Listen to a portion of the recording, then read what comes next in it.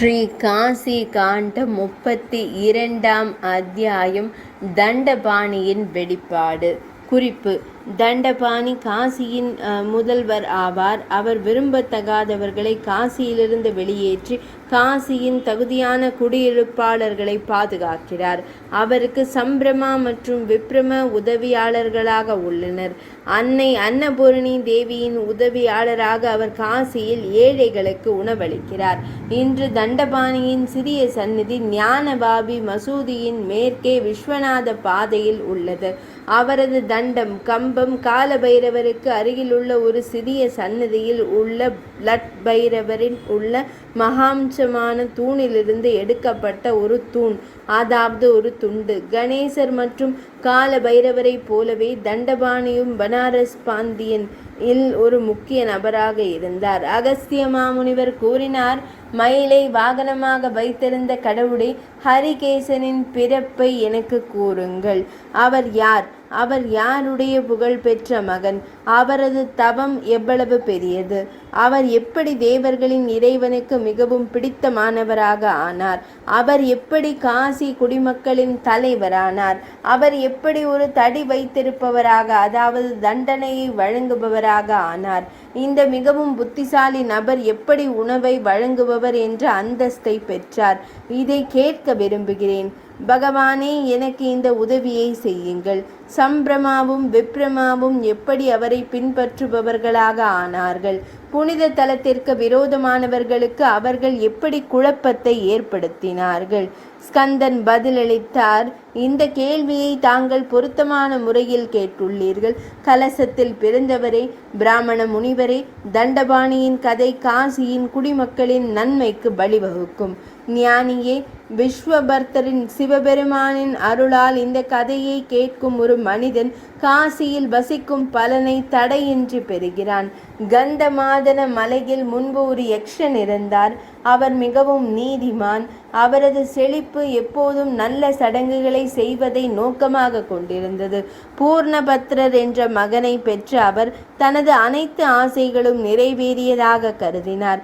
பல இன்பங்களை உரிய முறையில் அனுபவித்த பிறகு தனது வாழ்க்கையின் இறுதியை அடைந்த அவர் சாம்பவ யோகத்தின் மூலம், சிவ தியானத்தை உள்ளடக்கிய யோக பயிற்சியின் மூலம் தனது பூமிக்குரிய உடலை துறந்து அனைத்து புலன்களும் அவற்றின் பொருட்களும் அமைதியாகிய நிரந்தர அமைதியை அடைந்தார். அவரது தந்தையின் மரணத்திற்கு பிறகு பெரும் புகழை பெற்ற பூர்ணபத்ரர் உலக இன்பங்கள் அனைத்தையும் அனுபவித்தார். அந்த அளவு புண்ணியத்தின் மூலம் பெறப்பட்டது. சொர்க்கத்தை அடைவதற்கான ஒரே காரணமான ஒரு மகனை தவிர அவர் விரும்பி அனைத்தையும் பெற்றார். ஒரு இல்லத்தரசரின் வாழ்க்கை நிலையை அலங்கரிக்கும், தாத்தாக்களின் நன்மைக்காக அதிகம் பங்களிக்கும் ஒரு மகன் உலக இருப்பின் துன்பத்தால் எரிந்த கால்களுக்கு அமிர்தத்தை தெளிப்பது போல செயல்படும். அது துன்பத்தின் பெரும் கடலில் விழுபவர்களுக்கு ஒரு பெரிய படகு போன்றது. எல்லா நன்மைகளையும் ஏராளமாக கொண்டிருந்த பூர்ணபத்ரர் மற்ற அனைவருக்கும் அழகாக இருந்த தனது அரண்மனையை கண்டார். குழந்தையின் உருமல் பேச்சின் இனிமை மறுக்கப்பட்டதால் அது மங்களகரமானதாக இல்லாமல் இருந்தது.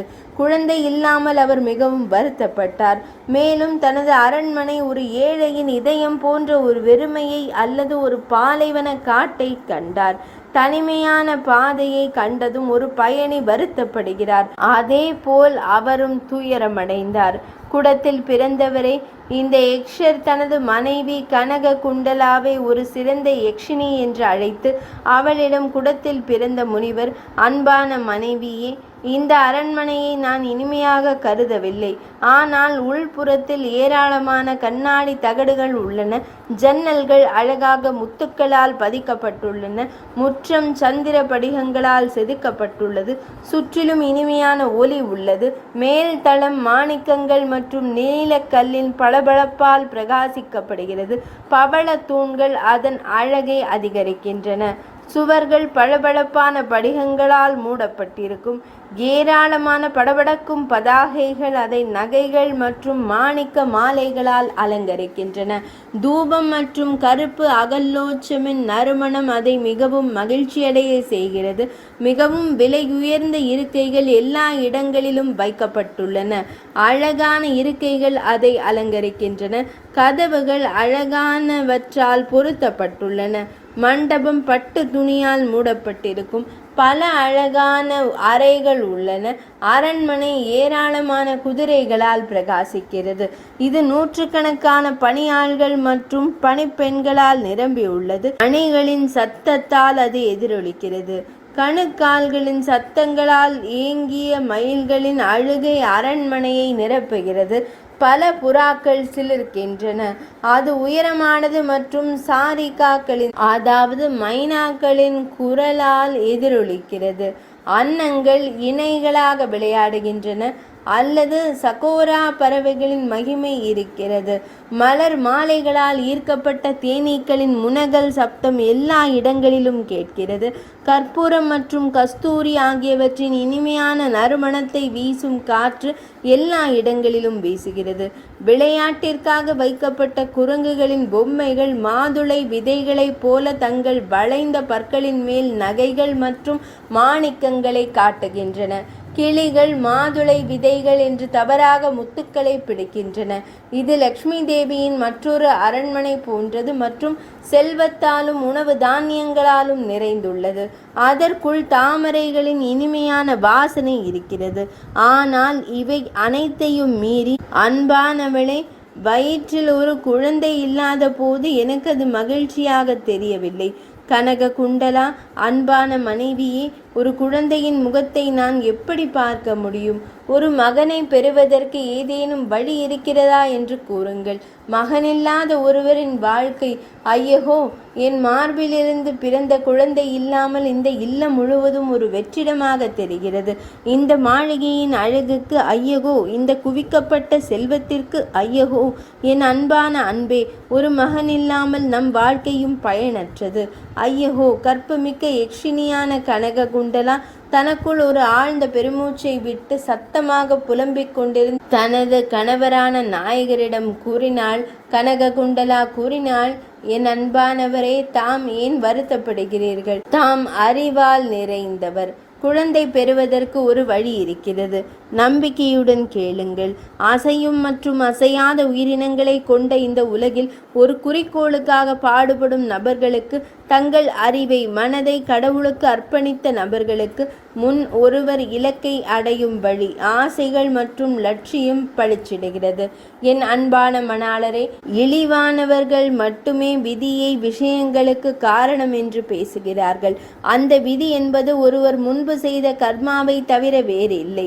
எனவே ஒருவர் ஆண்மையை நாட வேண்டும். கர்மாவை அடக்குவதற்காக அனைத்திற்கும் காரணமான ஈஸ்வரரிடம் அடைக்கலம் தேட வேண்டும்.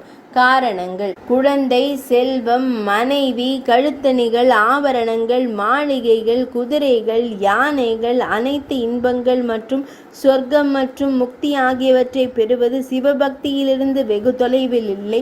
என் அன்பான கணவரே, சம்புமூர்த்தியின் பக்தியின் சடங்குகளை செய்பவரின் வாசலை அனைத்து ஆசைகளும் 8 சித்திகளும் நாடுகின்றன என்பதில் எந்த ஐயமும் இல்லை. பிரபஞ்சத்தின் அதிபதியும் உள்ளுணர்வும் கொண்ட ஆன்மாவுமான நாராயணர் கூட ஸ்ரீகண்டனுக்கு செய்த சேவையின் காரணமாக நகரும் மற்றும் அசையாத உயிரினங்களின் பாதுகாவலரானார். படைப்பாளர் என்ற அந்தஸ்து சம்புமூர்த்தியால் பிரம்மதேவருக்கு வழங்கப்பட்டது. தேவேந்திரனும் மற்றவர்களும் உலகங்களின் பாதுகாவலர்கள் ஆனார்கள். குழந்தை இல்லாத சிலாதர் மரணத்தை வெல்லக்கூடிய ஒரு மகனை பெற்றார். ஸ்வேதகேதுவும் மரண கடவுளின் கயிற்றிலிருந்து தனது உயிரை மீட்டெடுத்தார். உபமன்யு திருப்பார்கடலின் மீது அதிகாரம் பெற்றார். கணங்களின் அதிபதி என்ற உயர்ந்த அந்தஸ்துடன் அந்தகன் பிருங்கி ஆனார். சம்புவிற்கு செய்த சேவையின் காரணமாக ததீச்சி சார்ங்கினை விஷ்ணுமூர்த்தியை வென்றார். தக்ஷன் சங்கரரான சிவபெருமானை தியானிப்பதன் மூலம் பிரஜாபதி அந்தஸ்தை பெற்றார். பார்த்தால் மிருத்தன் சிவன் பக்தருக்கு ஆசைகளின் எல்லைக்கு அப்பாற்பட்டது மற்றும் வார்த்தைகளில் வெளிப்படுத்த முடியாதது என்பதை உணர வைப்பார். அனைத்து உடல் உயிரினங்களுக்கும் அனைத்தையும் வழங்கும் மகேசனாரை சாந்தப்படுத்தாமல் யாரும் எங்கும் எதையும் பெற இயலாது என்பது உறுதி. எனவே எல்லா மனிதர்களிலும் சிறந்த ஒரு அன்பான மகனை தாங்கள் விரும்பினால் அன்பான பகவானே சங்கரரிடம் அனைத்து வகையிலும் அடைக்கலம் தேடுங்கள். இசையில் தேர்ச்சி பெற்ற யக்ஷ மன்னர் பூர்ணபத்ரர் தனது மனைவியின் இந்த வார்த்தைகளை கேட்டதும் ஸ்ரீ மகாதேவரை தனது இசைக்கலையின் மூலம் சாந்தப்படுத்தினார். சில தினங்களுக்குள் அவரது விருப்பம் நிறைவேறியது. அவர் நிலையான விரதங்கள் மற்றும் அனுஷ்டானங்களால் அந்த மனைவியிடமிருந்து விரும்பிய மகனை பெற்றார். நடேஸ்வரரை ஓம்காரேஸ்வரரை வணங்குவதன் மூலம் பெறப்படாத அனைத்து ஆசைகளும் யாரால் பெறப்பட்டன? எனவே காசியில் உள்ள மனிதர்களால் நடேஸ்வரருக்கு மனதார சேவை செய்யப்பட வேண்டும். காலப்போக்கில் அவரது கர்ப்பிணி மனைவி ஒரு மகனை பெற்றெடுத்தார். தந்தை அவருக்கு ஹரிகேசா பிராமணர் என்று பெயரிட்டார். அகஸ்தியர் ஒரு மகனின் முகத்தை கண்டு மிகவும் மகிழ்ச்சி அடைந்த பூர்ணபத்ரரும் கனக குண்டலையும் மகிழ்ச்சியால் பல பரிசுகளை விநியோகித்தனர். முழு நிலவை போல அழகாகவும் அன்பின் கடவுளை போலவும் தோற்றத்தில் இருந்த அந்த குழந்தை 1 மாதத்தின் பிரகாசமான பாதையில் சந்திரனை போல ஒவ்வொரு கணமும் வளர்ந்து கொண்டே இருந்தது. குழந்தை ஹரிகேசனுக்கு சுமார் 8 வயது இருக்கும் பொழுது அவன் சிவனை மட்டும் பக்தியுடன் நேசிக்க தொடங்கினான். அவன் மண்ணில் விளையாடிய போதும் அவன் மண்ணின் துகள்களிலிருந்து லிங்கங்களை உருவாக்கினான். எல்லா உற்சாகத்துடனும் அவன் பச்சை இலைகளாலும் மென்மையான புல் வெளிகளாலும் அதை வழிபட்டான்.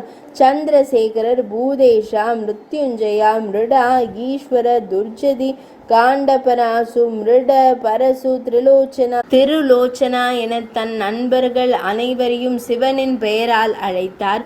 சம்பு, பசுபதி, பினாகின், உக்ரா, சங்கரா, ஸ்ரீகண்டா, நீலகண்டா, ஈசா, ஸ்மராரி, பார்வதிபதி, கபாலி, பாலநயனா, சிவானனா, சிவானி, அஜினாம்பரா, திக்வாசஸ், ஸ்வர்துனிக்லின்ன, மௌலிஜா, பிருபாக்ஷா, அகினேபத்யா, இவ்வாறு அவர் இந்த பெயர்களை திரும்ப திரும்ப திரும்ப கூறினார். அவர் தனது நண்பர்களை அன்புடன் இவ்வாறு அழைத்தார். ஹரனின் பெயரை தவிர வேறு எதையும் அவரது செவிகள் ஒருபோதும் தொடவில்லை. பூதேஸ்வரரின் முற்றத்தை தவிர அவரது பாதங்கள் வேறெங்கும் சென்றதில்லை. அவரது கண் வேறு எந்த வடிவத்தையும் காணும் திறன் அவருக்கு இல்லை. அவரது 4 ஹரனின் பெயரை உருவாக்கும் எழுத்துக்களின் அமிர்தத்தை மட்டுமே ரசித்தது. அவரது மூக்கு சிவபெருமானின் தாமரை போன்ற திருப்பாதங்களின் நறுமணத்தை தவிர வேறு எதையும் அறிந்து கொள்ள விரும்பவில்லை. அவரது கைகள் அவருக்கு பிடித்ததை மட்டுமே செய்தன. அவரது மனம் வேறு எதையும் நினைக்கவில்லை. அனைத்து பானங்களையும் சிறந்த இதயத்துடன் சிவபெருமானுக்கு அர்ப்பணித்த பிறகு அவர் அருந்தினார். அனைத்து உணவுப் பொருள்களையும் 3 கண்கள் கொண்ட இறைவனான ஈசனாருக்கு அர்ப்பணித்த பின்னரே அவர் உணவை உட்கொண்டார். அவர் சிவனை தவிர வேறு எதையும் பார்த்ததில்லை. செல்லும் போது, பாடும் போது, உறக்கம் கொள்ளும் போதும், நிற்கும் போதும், படுத்திருக்கும் போதும், உணவருந்தும் போதும் அல்லது நீரருந்தும் போதும் அவர் 3 கண்களை கொண்ட இறைவனை மட்டும் கண்டார். வேறு எந்த பொருளையும் அவர் கவனிக்கவில்லை. இரவுகளில் உறக்கம் கொள்ளும் போது சிறுவன் அடிக்கடி எழுந்து 3 கண்களை கொண்டவரே, ஒரு கணம் காத்திருங்கள், நீங்கள் எங்கே செல்கிறீர்கள் என்று கேட்பான். ஹரிகேசனின் தெளிவான செயல்பாடுகளை இவ்வாறு கண்ட அவரது தந்தை அவருக்கு இவ்வாறு கற்பித்தார். வீட்டு வேலைகளில் ஈடுபடு. அன்பான மகனே, இந்த குதிரைகளும் கழுதைகளும் உன்னுடையவை. இந்த வண்ண வண்ண ஆடைகளும் இந்த பட்டாடைகளும் உன்னுடையவை. இரத்தினங்கள் தூய்மையானவை. அவற்றின் மூலத்திலிருந்து நேரடியாக வந்தவை. அவை பல்வேறு வகையானவை. இந்த படிக பொருள்களும் உன்னுடையவை, அதாவது அவை உன்னுடையது. கால்நடைகளின் ஏராளமான செல்வம், வெள்ளி, பித்தளை போன்றவற்றால் ஆன மிகவும் மதிப்புமிக்க பாத்திரங்கள் உள்ளன. நிலத்தின் பல்வேறு பகுதிகளில் இருந்து தோன்றிய பல வணிக பொருட்கள் உள்ளன. அற்புதமான சௌரிகள் மற்றும் பல இனிமையான நறுமணம் கொண்ட பொருள்கள் உள்ளன. பல்வேறு வகையான தானியங்களின் குவியல்கள் உள்ளன. இந்த பொருள்கள் அனைத்தும் உன்னுடையவை. மகனே, செல்வம் ஈட்டுவதற்கு உதவும் அனைத்து கல்விகளையும் கற்றுக்கொள். எப்போதும் தூசியால் அழுக்கடைந்த ஏழை மக்களின் இந்த செயல்களை தவிர்த்துவிடு. அனைத்து கல்விகளையும் கடைபிடித்து சிறந்த இன்பங்களை அனுபவி. உன் வாழ்க்கையின் இறுதி நாள்களை அடைந்த பிறகு நீ இந்த பக்தி யோகத்தை ஏற்றுக்கொள்ளலாம். இவ்வாறு பல முறை தனது தந்தை அறிவுறுத்திய போதிலும் தனது பாதுகாவலரின் வார்த்தைகளை அவர் புறக்கணித்தார். ஒரு முறை தனது தந்தையின் விழிகள் கோபமாக இருப்பதை கண்டபோது தாராள வாத கருத்துக்கள் மற்றும் கருத்துக்களை கொண்ட ஹரிகேசன் பயந்து இல்லத்தை விட்டு வெளியேறினார். பின்னர் அவர் எந்த திசையில் செல்ல வேண்டும் என்று குழப்பமடைந்து சிந்திக்க தொடங்கினார். ஐயகோ, புத்திசாலி, இல்லத்தை விட்டு நான் சென்றேன். நான் எங்கே செல்வது? சம்புமூர்த்தியே, என் நல்வாழ்விற்கு சாதகமாக இருக்கும் வகையில் நான் எங்கே தங்குவது? என் தந்தையால் நான் நாடு கடத்தப்பட்டேன். எனக்கு எதுவும் தெரியாது. முன்பு என் தந்தையின் மடியில் படுத்துக்கொண்டு யாரோ ஒருவர் என் தந்தையிடம் தெளிவாக கூறிய பின்வரும் உபதேச வார்த்தை நான் கேட்டேன். நினைவு கூர்ந்த அறிவுரை. வாரணாசியே அவர்களின் இறுதி புகலிடம். தாய் தந்தையரால் கைவிடப்பட்டவர்கள், சொந்த உறவினர்களால் கைவிடப்பட்டவர்கள், வேறு எங்கும் செல்ல இயலாதவர்கள், முதுமையால் பாதிக்கப்பட்டவர்கள், நோயால் ஊனமுற்றவர்கள் அல்லது ஊனமுற்றவர்கள், வேறு எங்கும் செல்ல இயலாதவர்கள், வாரணாசியே அவர்களின் இறுதி புகலிடமாகும். இரவும் பகலும் ஒவ்வொரு அடியிலும் துன்பங்களால் தாக்கப்படுபவர்கள், வேறெங்கும் செல்ல இயலாதவர்கள், வாரணாசியே அவர்களின் இறுதி புகலிடமாகும். பாவ குவியல்களால் மூழ்கடிக்கப்பட்டவர்கள், வறுமையால் அடித்து செல்லப்பட்டவர்கள், வேறு எங்கும் செல்ல இயலாதவர்கள், வாரணாசியே அவர்களின் இறுதி புகலிடமாகும். உலக இருப்பின் ஆபத்தை கண்டு அஞ்சுபவர்கள், கர்மத்தின் கட்டுக்களால் பிணைக்கப்பட்டவர்கள், வேறெங்கும் செல்ல இயலாதவர்கள், வாரணாசியே அவர்களின் இறுதி புகலிடம். எதையும் இழந்தவர்கள், ஸ்ருதிகள் மற்றும் ஸ்மிருதிகள், தூய்மை மற்றும் நல்ல நடத்தை விதிகளை கைவிட்டவர்கள், வேறு எங்கும் செல்ல இயலாதவர்கள், வாரணாசி அவர்களின் இறுதி புகலிடம்.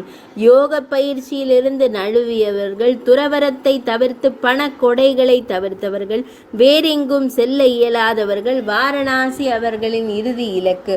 தங்கள் உறவினர்களின் மத்தியில் ஒவ்வொரு அடியிலும் அவமானத்தை எதிர்கொள்பவர்களுக்கு அவர்களுக்கு மகிழ்ச்சியை தரும் ஒரே இடம் சம்புவின் ஆனந்த கானனம் மட்டுமே. ஆனந்த கானனத்தில் வசிப்பதில் மகிழ்ச்சியடையும் நல்லவர்கள் விஸ்வேஸ்வரரால் ஆசீர்வதிக்கப்படுகிறார்கள். மேலும் அவர்கள் சிறப்பு மகிழ்ச்சியை பெறுகிறார்கள். எங்கும் செல்ல இயலாதவர்களுக்கும் அந்த மகா ஸ்மசானமே சிறந்த புகலிடமாகும். ஏனென்றால் அங்கு கர்ம விதைகள் விஸ்வேஷ நெருப்பால் வாட்டப்படுகின்றன. இவ்வாறு சிந்தித்த பிறகு ஹரிகேசர் வாரணாசி நகரத்திற்கு சென்றார். இந்த அவிமுக்தத்தில் பூமிக்குரிய உடல்களை தவிர்க்கும் உயிரினங்கள் தனுத்வேஷின் உடல்களை வெறுப்பவர். சிவ அருளால் உடல்களுடன் மேலும் எந்த தொடர்பையும் கொண்டிருக்கவில்லை. ஆனந்த வனத்தை அடைந்த பிறகு அவர் துறவரத்தை நாடினார். சிறிது நேரத்திற்கு பிறகு சம்பு ஆனந்த கணானனத்திற்குள் நுழைந்து பார்வதி தேவியிடம் தனது சொந்த விளையாட்டு தோப்பை சுட்டி காட்டினார். இன்பத் தோப்பின் விளக்கம். அதிகப்படியான நறுமணம் கொண்ட மந்தார மலர்கள் இருந்தன. அது கோபிதாரங்களால் அலங்கரிக்கப்பட்டது. அது அழகான சங்கபகங்கள் மற்றும் சூதங்களால் நிரம்பி இருந்தது. புதிய மல்லிகை முழுமையாக மலர்ந்திருந்தன. மாலத்தி அங்கே பூத்து குலுங்கி கொண்டிருந்தது. அது கர வீரரால் பிரகாசித்தது. கேதகி மலர்களின் தோப்புக்கள் பூத்து குலுங்கின. குரபக மலர்கள் ஏராளமாக இருந்தன. பூக்கும் பிஹிகிலா மலரின் ஒரு வகையான மல்லிகை மலரின் நறுமணம் எங்கும் பரவியது. ஆங்கேலி மரத்தின் அதாவது அசோக மரத்தின் மென்மையான முளைகள் மரங்களின் மேல் தொங்கின. தோப்பு ஹரியின் ஒலியுடன் எதிரொலித்தது. நவ மல்லியின் நறுமணத்தால் கவரப்பட்ட தேனீக்களின் முனகல் பல புன்னாகங்கள் மலர்களை உதிர்த்தன. பகுலாக்களின் இனிமையான நறுமணத்தால் தோப்பு நறுமணம் மிக்கதாக மாறியது. அனைத்து பகுதிகளும் சதைப்பற்றுள்ள பாடல மலர்களின் நறுமணத்தால் இனிமையாக்கப்பட்டன. தேனீக்களின் கூட்டங்கள் கூட்டமாக தொங்குவதால் முழு நிலமும் மாலை அணிந்திருப்பது போல் தோன்றியது. நகரும் சந்தன கிளைகளின் நுனிகளில் விளையாடும் காக்கைகளின் குழுக்களால் அது வியாபித்திருந்தது. அங்கு சிறந்த வகை பறவைகள் கருப்பு அகருவை போல போதையில் இருந்தன. நாகசேகரத்தின் கிளைகளில் வைக்கப்பட்டிருந்த பொம்மைகளுடன் அது கற்பனையாக இனிமையாக இருந்தது. மேரு போன்ற உயரமான நமேரு மரங்களின் நிழலில் கிண்ணறர்கள் சுற்றி விளையாடி கொண்டிருந்தனர். கிண்ணறர்களின் ஜோடிகள் சத்தமாக பாடினர். பலாச மரங்களின் இனிமையான குரல் கொண்ட கிளிகள் பல இருந்தன. கடம்ப மரங்களின் சொத்துக்களுக்கு மத்தியில் தேனீக்களின் ஜோடிகள் முனகல் செய்து கொண்டிருந்தன. அந்த தோப்பு தங்க நிறத்தை கூட மிஞ்சிய கர்ணிகார மரங்களால் ஜொலித்தது. அது சால, தால, தமாலா, ஹிந்தாசி மற்றும் லகுகா மரங்களின் கொத்துக்களால் மூடப்பட்டிருந்தது. சப்தசத மரங்களின் நறுமணம் எங்கும் பரவியது. ஏராளமான கர்ஜூரி மரங்கள் அதை பிரகாசிக்கச் செய்தன.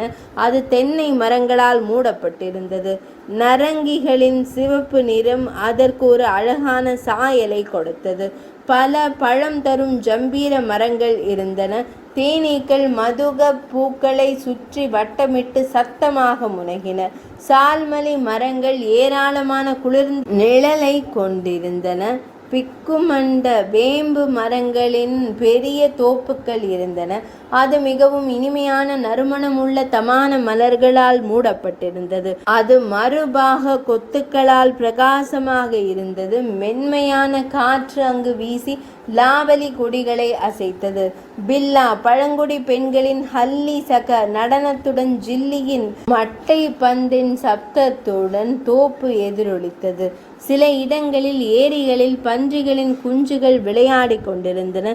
பெண் அன்னங்களின் கழுத்தில் இருந்த தாமரை தண்டுகளால் ஆண் அன்னங்கள் ஆர்வத்துடன் ஈர்க்கப்பட்டன. தூக்கமில்லாத சக்கரவாக பறவைகள் ஜோடிகள் கிரேங்கார ஒலிகளை உருவாக்கும் போது இன்பத்தோப்பு அழகாக தோன்றியது. பக்காக்களின் கொக்குகள் குட்டிகள் இங்கும் அங்கும் நகர்ந்தன. சரச பறவைகள் தங்கள் துணைவர்களான லக்ஷ்மிகள் பெண் சரசங்களுடன் இணைக்கப்பட்டன. போதையில் இருந்த மயில்கள் சத்தமாக அழுதன. கபிஞ்சலா தோப்பை கலங்கடித்தது. ஜீவ பறவைகளால் அங்குள்ள உயிரினங்கள் மகிழ்ச்சி அடைந்தன. கரண்டவ பறவைகள் எங்கும் பரவின. ஏரியின் நீர் மீது வீசிய குளிர்ந்த காற்று முழு தோப்பையும் புரட்டி போட்டது. மெதுவாக நகரும் கேல்ஹார மலர்களின் மகரந்த தூசியால் அது சிவப்பு மஞ்சள் நிறமாக மாறியது. பூக்கும் தாமரை அதன் முகம், நீல தாமரை அதன் கண்கள், தமால மரங்கள் அதன் முடிகளை உருவாக்கின. ஒளிரும் தாடிமிகள் அதன் பற்கள், தேனீக்களின் கூட்டங்கள் அதன் புருவங்கள், கிளிகள் அதற்கு அற்புதமான மூக்கை வழங்கின. பெரிய கிணறுகள் அதன் காதுகள், மீசையை ஒத்த தூர்வா புல்லால் அது அழகாக இருந்தது.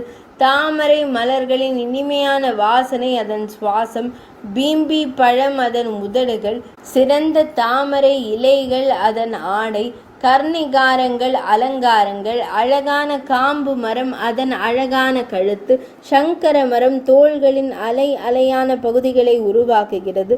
சந்தன மரத்தில் சூழ்ந்திருக்கும் பெரிய பாம்பு, அதை அலங்கரிக்கும் கோல் போன்ற கை, அசோகரின் மென்மையான முளைகள் கட்டை விரலாகவும் கேதகி புத்திசாலித்தனமான நகமாகவும் செயல்படுகிறது. அழகான சிங்கம் அதன் மார்பையும் பாறை பெரிய வயிற்றையும் உருவாக்குகிறது.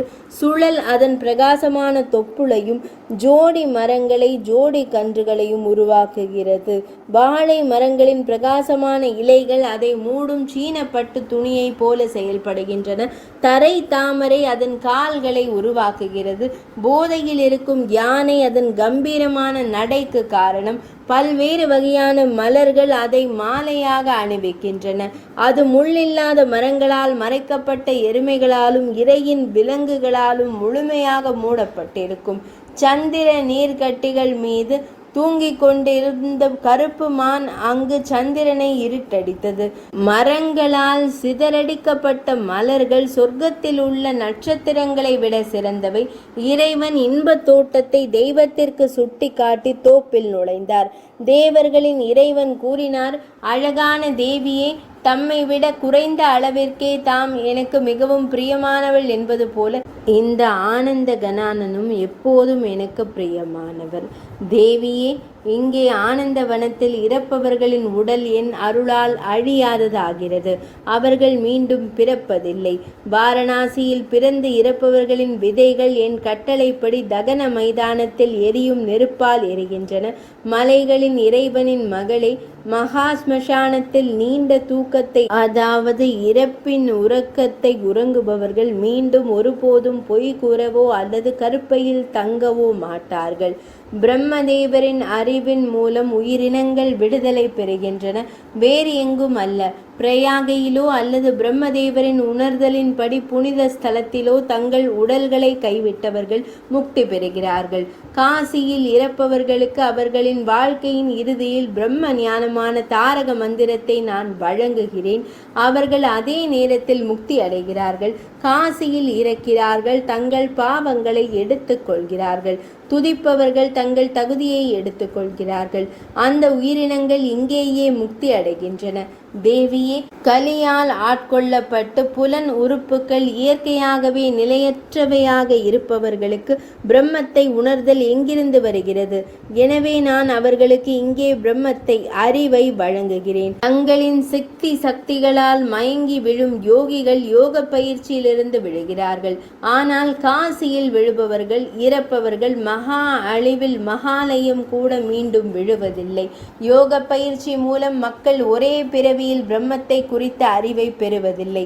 ஆனால் காசியில் மரணத்தை சந்திக்கும் மக்கள் ஒரே பிறவியில் முக்தி அடைகிறார்கள். கிரிஜா தேவியே, அபிமுக்த புனித தலத்தில் என் அருளால் முக்தி அடைவது போல் வேறு எங்கும் ஒரு உயிரினம் முக்தி அடைவதில்லை. பல பிறவிகளாக முறையாக யோக பயிற்சி செய்த பிறகு ஒரு யோகி முக்தி அடையலாம் அல்லது முக்தி அடையாமலும் போகலாம். ஆனால் காசியில் இறக்கும் ஒருவர் ஒரே பிறவியிலேயே உடனடியாக முக்தி அடைகிறார். கலியுகத்தில் யோகம் பலனளிக்காது, கலியுகத்தில் தபம் பலனளிக்காது. ஆனால் முறையான வழிகளில் பெறப்பட்ட செல்வத்தை தானமாக கொடுக்கும் மனிதன் உடனடியாக வெற்றி பெறுகிறான். புனித சடங்கு, தபம், தியாகம், ஜபம் அல்லது தெய்வ வழிபாடு பலனளிக்காது. தானம், தெய்வம் மட்டுமே முக்திக்கு உகந்தது.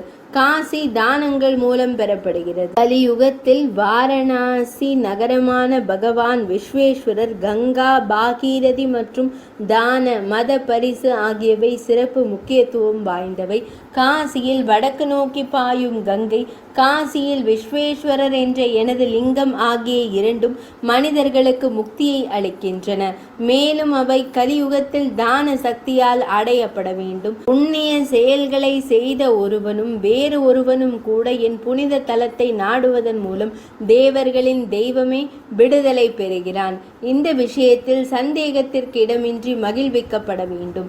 தேவி, அபிமுக்தனின் மகத்துவத்தின் காரணமாக புண்ணிய தகுதி அல்லது பாவம் ஆகியவை 100 பிறவிகளில் கர்மங்களின் மூலம் மனிதர்களால் பெறப்பட்டாலும் பலனளிக்காது. எனவே தேவியே, நூற்றுக்கணக்கான தடைகளால் பல்வேறு வழிகளில் தாக்கப்பட்டாலும் முக்தியை விரும்பும் ஒருவரால் அபிமுக்தன் கைவிடப்படக்கூடாது. க்ஷேத்திர சந்நியாச சடங்கை செய்த பிறகு புனித இடத்தில் நிரந்தரமாக வசிக்கும் இங்கே தொடர்ந்து தங்குபவர்கள் ஜீவன் முக்தர்கள், வாழும் முக்தி பெற்ற ஆன்மாக்கள். தெய்வம், நான் அவர்களின் தடைகளை நீக்குகிறேன். யோகிகளின் இதயத்தின் ஆகாயத்தில் கைலாசத்திலோ அல்லது மந்தாரத்திலோ தங்குவதில் எனக்கு அதிக ஆர்வமில்லை. காசியில் தங்குவதில் எனக்கு பற்று உள்ளது. தெய்வமே, காசியின் குடிமக்கள் எப்போதும் என் வயிற்றில் தங்குவார்கள். எனவே இறுதியில் நான் அவர்களை விடுவிக்கிறேன். ஏனெனில் இது எனது வாக்குறுதி. தாமசி பிரகிருதியை ஏற்றுக்கொண்டு காலனாக மரணத்தின் கடவுளாக மாறி நான் விளையாட்டுத்தனமாக நகரும் மற்றும் அசையாத உயிரினங்களை விழுங்குகிறேன். ஆனால் தெய்வம், நான் காசியை கவனமாக பாதுகாக்கிறேன். கௌரி தேவியே, எனது தீவிர அன்பை பெறுபவர்கள் 2 பேர். அதாவது, நீங்கள் கடுமையான தவத்தை உங்கள் சொத்தாகவும் காசியை மகிழ்ச்சியின் இடமாகவும் ஆனந்த பூமிகா வேறு எதிலும் வைத்திருக்கிறீர்கள். காசியை தவிர எனக்கு வேறு எந்த இருப்பிடமும் இல்லை. காசியை தவிர வேறு எதிலும் எனக்கு பற்றில்லை. காசி இல்லாமல் ரட்சிப்பு இல்லை. இதுதான் உண்மை. நான் உண்மையை கூறுகிறேன். இந்த பிரபஞ்ச முட்டையில் அஷ்டாங்க யோகத்தை ஏற்றுக்கொள்வதன் மூலமோ அல்லது வேறு எந்த வழியிலோ காசியில் விளையாட்டுத்தனமான முறையில் விடுதலை அடையப்படவில்லை. இவற்றை கூறிக்கொண்டிருக்கும் போது தேவர்களின் இறைவன் ஹரிகேசர் ஒரு அசோக மரத்தின் வேரில் அமர்ந்து தவம் செய்வதை கண்டார். முனிவரின் விளக்கம்: அவரது எலும்புகளின் தொகுப்பு உலர்ந்த தசை நாண்கள் மற்றும் நரம்புகளால் ஒன்றாக கட்டப்பட்டிருந்தது. அவர் அசையாமல் இருந்தார். அதே நேரத்தில் எறும்புகள், உளவாளிகள் மற்றும் பிற புழுக்கள் அவரது நரம்புகளில் இரத்தத்தை உலர்த்தியிருந்தன. எலும்புகளின் எலும்புக்கூடு போல அவருக்கு சதை இல்லை. அவர் ஒரு படிகத்தூண் போல நிலையாக இருந்தார். அவரிடமிருந்து வெளிப்பட்ட பளபளப்பு ஒரு சங்கம், குந்தமலர், சந்திரன், பனி மற்றும் ஒரு சிப்பி ஓடு. அவரது மிக முக்கியமான சுவாசம் அவரது உள் வலிமையால் நிலைநிறுத்தப்பட்டதாக தோன்றியது. மேலும் அவர் இன்னும் சிறிது காலம் வாழ விதிக்கப்பட்டதால் மட்டுமே அவர் உயிருடன் இருந்தார். அவர் உயிருடன் இருக்கிறார் என்பது அவரது சுவாசத்தின் தொடர்ச்சியால் குறிக்கப்பட்டது. அவரது கண்கள் சிமிட்டுவது சுற்றியுள்ள விலங்குகளுக்கு அவர் உயிருடன் இருப்பதை உணர்த்தியது. அவர் பழுப்பு நிற கண் இமைகளிலிருந்து கதிர்களை வெளியிடும் கண்கள் வழியாக அறைகளை ஒளிரச் செய்தார். தவத்தின் காட்டு நெருப்பின் தீ பிழம்புகளால் தொடப்பட்டதால் முழு காடும் மங்கி போனது. அவரது மென்மையான கண்களிலிருந்து அமிர்த மழையால் அனைத்து மரங்களும் தெளிக்கப்பட்டன. அவர் மனித உருவில் அவதரித்த தவச்சடங்கின் நேரடி வடிவமாக தோன்றினார். எந்த குறிப்பிட்ட நோக்கமும் இல்லாமல் விவரிக்க முடியாத பக்தி வடிவத்தை ஏற்றுக்கொண்டு தவம் செய்ய தொடங்கினார். அவர் குழுக்களாக அலைந்து திரிந்த மான் குட்டிகளால் சூழப்பட்டார். மிகவும் பயங்கரமான முகங்களை கொண்ட அகண்ட தாடை சிங்கங்களால் அவர் பாதுகாக்கப்பட்டதாக தோன்றியது. அத்தகைய சூழ்நிலையில் அவரை கண்டதும் தேவி இறைவனிடம் சமர்ப்பித்தார். பகவானே, உமது பக்தரின் விருப்பத்தை சரியான வரத்தின் மூலம் நிறைவேற்றுங்கள். அவர் தனது மனதை தங்களிடம் மட்டுமே குவித்துள்ளார். அவருடைய வாழ்க்கையே உங்கள் அதிகாரத்தின் கீழ் உள்ளது. அவருடைய செயல்கள் உங்களுக்காகவே. அவர் உங்களை தனது ஆதரவாக கருதுகிறார். மேலும் அவரது உடல் மிகவும் கடுமையான தவங்களால் முற்றிலும் வறண்டு விட்டது. இந்த யக்ஷனுக்கு வழங்கப்பட்ட வரங்களின் மூலம் அவரை ஆசீர்வதியுங்கள். தேவியுடன் சைலாதி நந்திகேஸ்வரர் அளித்த கையை பிடித்து கொண்டு இறைவன் கீழே இறங்கினார். இறைவன் மனம் இரக்கத்தால் உருகி தியானத்தின் போது விழிகள் மூடியிருந்த முனிவரை தொட்டார். யக்ஷன் கண்களை திறந்து 1000 உதய சூரியன்களின் ஒளியை கொண்ட 3 விழிகளை கொண்ட இறைவனை தன்முன் கண்டார். பின்னர் அவர் மகிழ்ச்சியால் திணறிய வார்த்தைகளுடன் பேசலானார். ஈசனாரே, சம்புமூர்த்தியே, தேவி கிரிஜாவின் தலைவரே, சங்கரரே, திரிசூல கை உடையவரே, பிறை சந்திரனை முகடு போன்றதாக உடையவரே, கருணை உள்ளவரே, நமது தாமரை போன்ற கரத்தால் தொடப்பட்டதா என் மென்மையான உடல் அழியாததாகிவிட்டது. ஒரு திராட்சை பழத்தை போல ஒப்பிட்டு அந்த அறிவார்ந்த பக்தரின் மென்மையான வார்த்தைகளை கேட்டதும் மகா முனிவரே, அகஸ்திய முனிவரே, மகா பகவான் மகிழ்ச்சியுடன் அவருக்கு பல வரங்களை வழங்கினார். யக்ஷரே, என் ஆசீர்வாதத்தால் எனக்கு பிரியமான இந்த புனித தலத்தின் நிரந்தர தண்டதாரராக நீதியின் கோலை கொடுப்பவர் இருப்பாய். இன்று முதல் தாங்கள் எனக்கு மிகவும் பிடித்தவராகவும் துன்மார்கரை தண்டிப்பவராகவும் புண்ணியவான்களின் நல்ல பாதுகாவலராகவும் இருப்பீர்கள். இப்போது நீங்கள் தண்டபாணி என்று அழைக்கப்படுவீர்கள். என் கட்டளைப்படி கொடூரமான மனிதர்களை கட்டுப்படுத்துங்கள். இந்த 2 உதவியாளர்களும் எப்போதும் உங்களை பின்பற்றுவார்கள். அவர்களின் பெயர்கள் அவற்றின் அர்த்தத்திற்கு உண்மையாக உள்ளன. அதாவது சம்பிரமா மற்றும் உத்பிரமா. ஏனென்றால் அவை பெரிய மற்றும் அதிகப்படியான உற்சாகத்தை உருவாக்குகின்றன. காசிவாசிகளுக்கு கழுத்தில் நீல நிற குறி, வளையல்களுக்கு பாம்புகள், நெற்றியில் மெல்லிய கண், யானையின் தோலை அணிந்திருப்பது, இடது பக்கம் அழகான பெண் இருப்பது போன்ற அலங்காரங்களை நீ வழங்க வேண்டும். தலையில் பழுப்பு நிற பசை போன்ற முடிகள் இருக்கும். புனிதமான உடல் சாம்பல் பூசப்பட்டிருக்க வேண்டும். இதோ முழு உடலும் பிறை நிலவின் உருவத்துடன் கூடிய நேர்த்தியான பிரகாசத்துடன் அழகான காளையின் நடையை போல மெதுவாக நகரும். காசி வாசிகளுக்கு எப்போதும் சமைத்த உணவை வழங்குபவன் தாமே. தாம் மட்டுமே அவர்களுக்கு உயிர் மூச்சை ஊற்றுகிறீர்கள். தாம் அவர்களுக்கு அறிவை வழங்குகிறீர்கள். என் வாயிலிருந்து வரும் அறிவுரை மூலம் அவர்களுக்கு ரட்சிப்பை வழங்குகிறீர்கள். தாம் அவர்களுக்கு நிலையான மற்றும் நிரந்தரமான தங்குமிடத்தை வழங்குகிறீர்கள். பிங்களரே, தவத்தின் மூலம் பழுப்பு நிறமானவரே, தாம் பாவிகளை முற்றிலுமாக துன்புறுத்தி அவர்களிடையே குழப்பத்தை ஏற்படுத்தி அவர்களை வாரணாசியிலிருந்து விரட்டுவீர்கள். ஒரு கணத்தில் தாம் தூரத்திலிருந்து பக்தர்களை அழைத்து வருவீர்கள். தாம் அவர்களுக்கு முக்தியை அருள்பவனாக இருப்பீர்கள். உன்னதமான புனித இடம் தம்மிடம் ஒப்படைக்கப்பட்டுள்ளதால் தம்மை வணங்காமல் யார் முக்தியை பெற இயலும்? என் பக்தன் முதலில் தம்மை பிரியப்படுத்த வேண்டும், பிறகுதான் என்னை வணங்க வேண்டும். என் நகரத்தில் தாம் பக்தர்களுக்கு வசிப்பிடத்தை வழங்குவீர்கள். தாம் நீதியின் அதிகாரியாக இருப்பீர்கள். காசியின் தீய எண்ணம் கொண்ட எதிரிகளை ஒழித்து காசியை என்றென்றும் மகிழ்ச்சியுடன் காப்பாற்றுவீர்கள். பூர்ணபத்ரனின் மைந்தனே, தண்டநாயக்கனே, மரக்கண்ணுடைய இறைவனின் யக்ஷனே, ஹரிகேசனே, பிங்களனே, காசியில் தங்கியிருக்கும் அனைவருக்கும் சமைத்த உணவை அருள்பவனாக